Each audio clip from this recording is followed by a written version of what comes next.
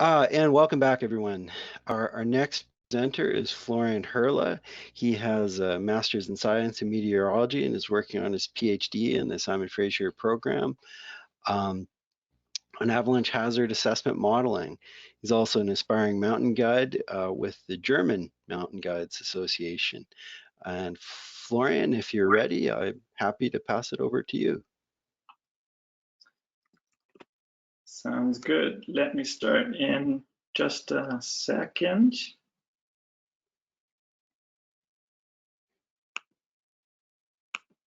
Just preparing my screen here.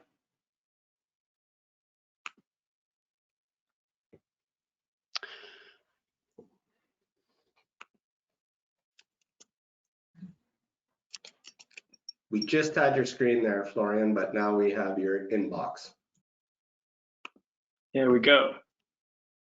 There you go. Your screen's on. And Florian, I believe you're presenting without a camera. Is that correct? Without a webcam? With the camera. So. Oh, there you are. Wonderful. Oh, there I am, but my screen's missing again, huh? You're good again. So advance through your slides and you're ready to go. Over to you, Florian. All right, perfect. Sorry for this little trouble here. Hello, everyone from my end, and yeah, thanks, Joe, for introducing. Yeah, as the title suggests, my presentation is about how to exploit snowpack modeling in favor of avalanche forecasting. And I'm going to show you challenges that arise along the way and a computer algorithm that we have developed to help overcome those challenges. But first, I want to get everybody on the same page with how we can actually link snowpack modeling and avalanche forecasting. So in avalanche forecasting, we want to assess the avalanche hazard by asking where in the terrain do we find which conditions? How likely are avalanches to occur and how big can they get? And answering those questions requires integrating lots of data into a coherent picture. Avalanche observations, snowpack observations, and weather information. And not only is it a challenging task to integrate all that data, but it's challenging sometimes even to get enough representative data. So in that case, it's natural for us to complement or even substitute weather observations with weather prediction models. For example, to forecast for days ahead or to understand conditions in regions without many weather observations. So model simulations can act as a second source of information in the forecasting process. And here in Canada, we actually have the tremendous opportunity of linking weather prediction models with snowpack models, and thus providing a continuous source of snowpack information in otherwise data-sparse regions. And last year, my colleague Simon Horton asked you, what if you could dig 2,000 snow pits a day? And that's essentially what we can do, modeling the seasonal evolution of the snowpack at many different locations in BC at different elevations and aspects. Our team has been working on ways to visualize such a wealth of information and to link that model world to actually reported avalanche problems or problem types. And both of these projects that you're maybe familiar with fit to the following two themes or challenges, if you want. The first is the challenge of synthesizing the large volume of model information into relevant summaries so that forecasters who need to work through lots of data already are not getting overwhelmed. The second challenge is centered around validation. It's pretty neat to simulate the snowpack, but if the calculations are wrong, they're not only useless, but in our domain, potentially dangerous. And that's why it's not sufficient to rest upon individual evaluation studies, but instead, I think we need to continuously monitor and compare simulations against what we see out there in the snow. So let me show you a computer algorithm that can carry out the necessary legwork to help address those two challenges. And this computer algorithm is actually designed to approach the problem similar to how a human forecaster would. And as we just heard a few minutes ago, that involves synthesizing snowpack information into a comprehensive picture of existing hazard conditions across the terrain.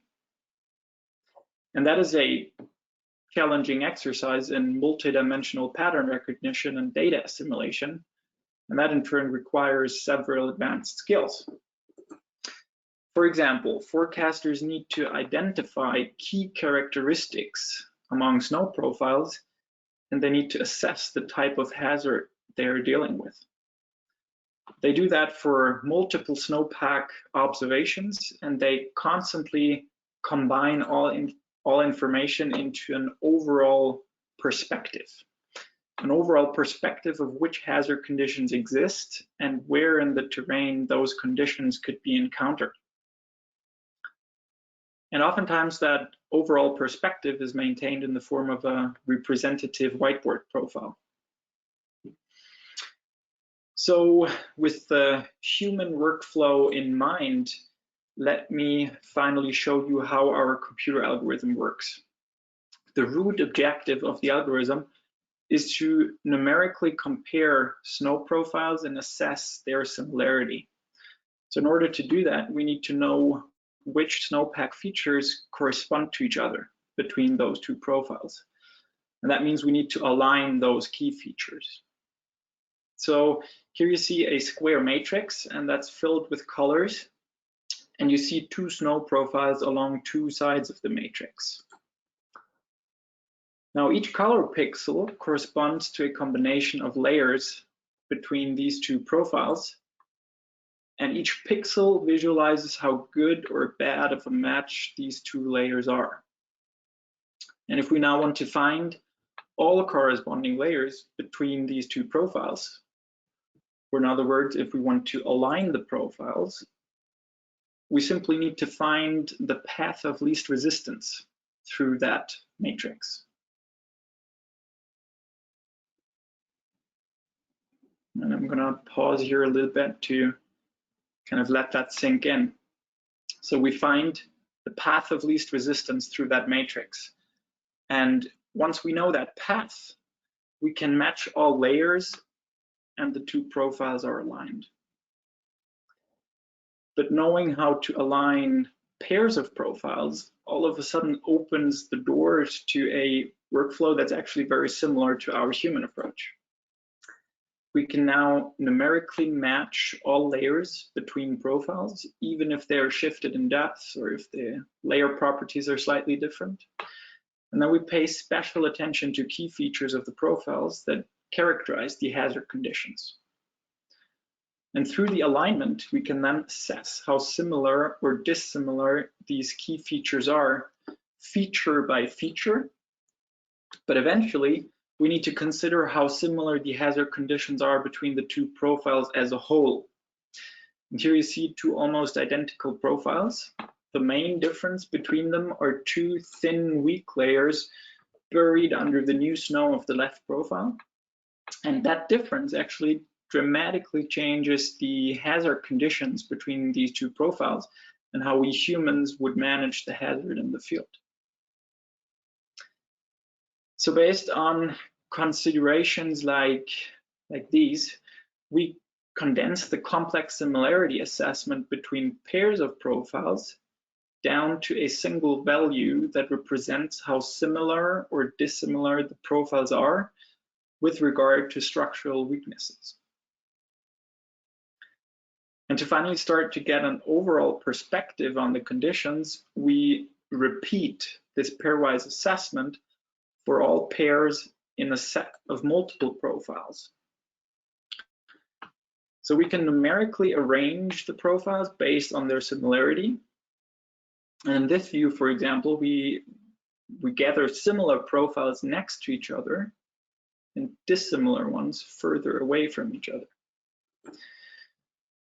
So we can numerically identify clusters of similar conditions among those profiles. And we can summarize each cluster with the most representative profile. And that actually is nothing less than combining all pieces of information into an overall perspective of hazard conditions. And that in turn is basically what we set out to do in terms of solving challenge number 1.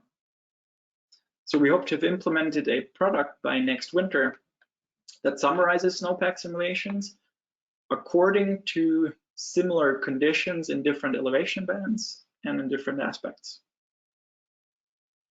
And in terms of solving challenge number 2, finding an evaluation strategy of operational snowpack simulations that can be implemented as its own operational tool sometime in the future, we see 2 different strategies. The first consists of finding a partner operation that collects regular snowpit observations and then summarizing the conditions based on their observations with our algorithm to actually then compare the results against our model summaries. Or the second approach consists of extracting the human assessment and then compare our model summaries against that expert assessment. What's the avalanche problem type of concern? What's the failure layer and when was it buried? Where does the problem exist? How likely is it to trigger? Expert assessments of those questions or whiteboard profiles that capture the most up-to-date and most representative mental model of professional ski guides can serve as a valuable resource for an operational model evaluation tool. And at this point, I'd actually like to emphasize that the Canadian avalanche industry can be proud of hosting a spirit of collaboration that is pretty exceptional compared to our European colleagues. Okay, so finally, let's integrate these 2 projects that are hopefully becoming operational products eventually into the forecasting framework that we started with. By summarizing snowpack simulations in familiar ways, avalanche forecasters can draw on 2 sources of information to understand the weather and snowpack conditions, and that's observations on the one hand and model simulations on the other hand. And exactly in Canada's data sparse regions with few observations, those model simulations offer a tremendous opportunity. And by implementing an operational evaluation strategy, forecasters will be able to assess the accuracy and uncertainty around those simulations. So let's put that in other words. Evaluating the simulations in home zones of guiding operations or verifying the simulations through targeted observations from field teams can teach us a lot in terms of how to interpret and when to trust these simulations for avalanche forecasting.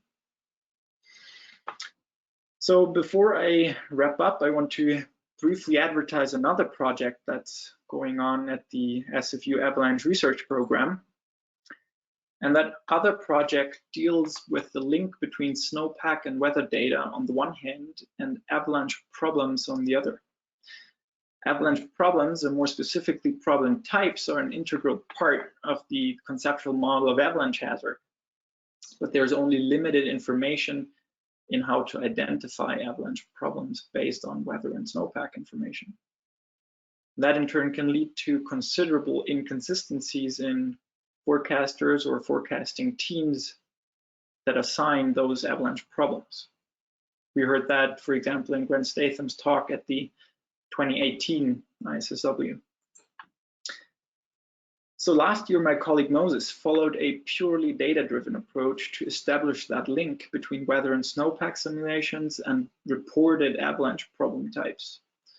And while the completion of his project revealed some expected patterns, for example, relations between storm snow amounts and the presence or absence of storm snow problems, his approach also highlights the importance of incorporating the human assessment.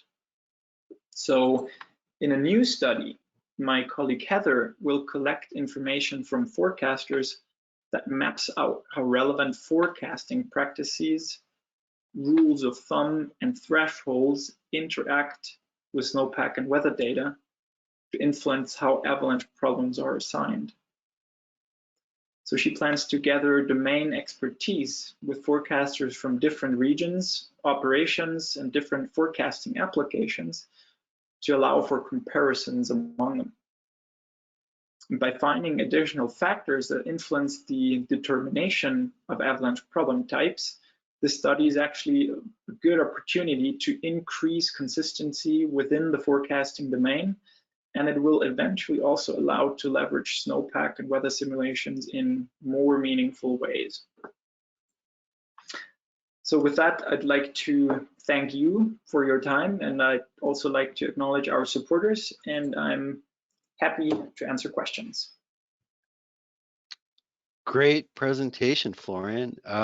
So everyone, you know the button you need to press that looks like a hand to put your hands up and ask Florian questions. We'll give it a second here for folks to shift their windows around to see if there are any questions. Florian, as we wait for questions, can you describe some of the bridges between your work and the future work of Heather? Yeah, absolutely. So I'd like to think in two columns. So on the left column, and actually on this slide here on the left side, you see the raw data, how I like to call it, and on the right-hand side, you see the assessment framework, the hazard assessment framework. And right now, I'm trying to improve the foundation, so the working with the raw data, and that means simulating snowpack or snow profiles. And at some point, I think we'd like to be able to actually use those models to predict problem types, for example, and bring in, well, models as, yeah, independent guides to offer consistency. And Heather's work will actually provide the foundation to be able to bridge these two columns, the data on the one hand and the assessment on the other hand. Great. Florian, we see several questions in the queue. Brent, you know which of those hands up are first, so I'll let you introduce the questioner. Yeah, we have a question from the floor from Nicholas Wagner. Yes, hello.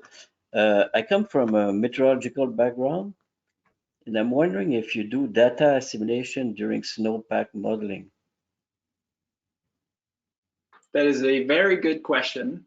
And that is a topic that is highly discussed in our research group, especially these days. And so the first answer is no, we're not doing any data assimilation at this stage, but we're planning on doing so. So probably a brief statement of what data assimilation is for the broad audience.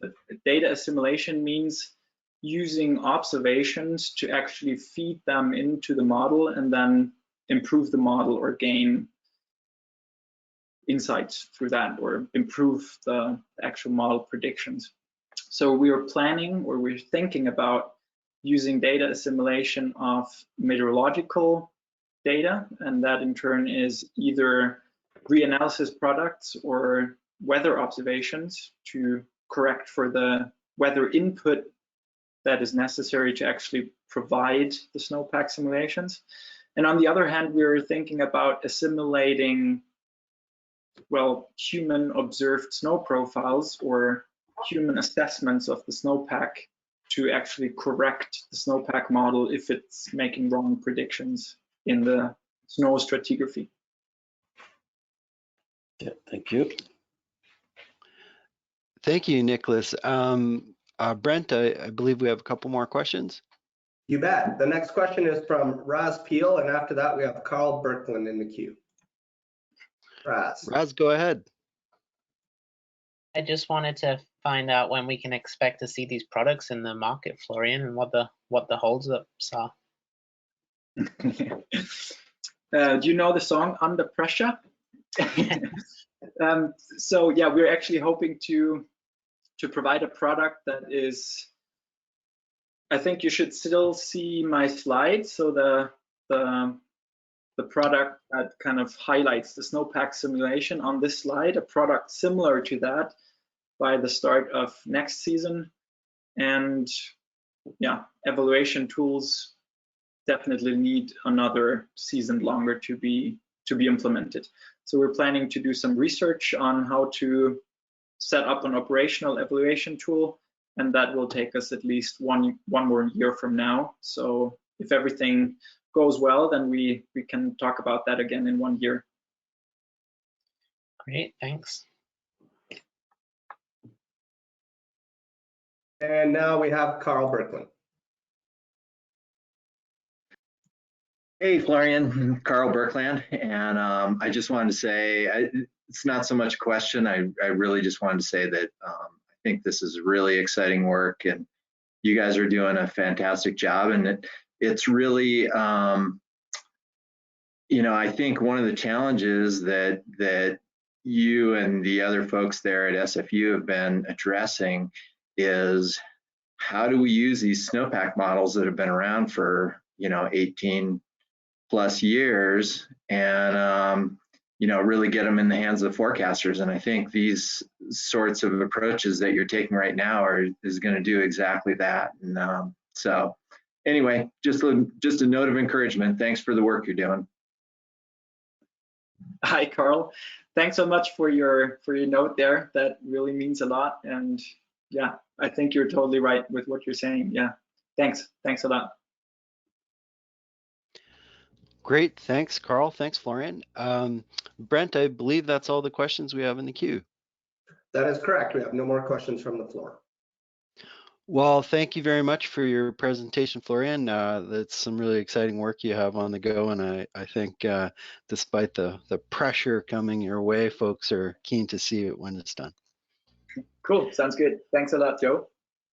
You're welcome. Well, everyone, we are going to take a very short break. We will return at 10 o'clock Pacific Mountain Time on the hour, wherever you happen to be. I am going to take that time to separate myself from this chair. Okay, we'll see you in 7 minutes.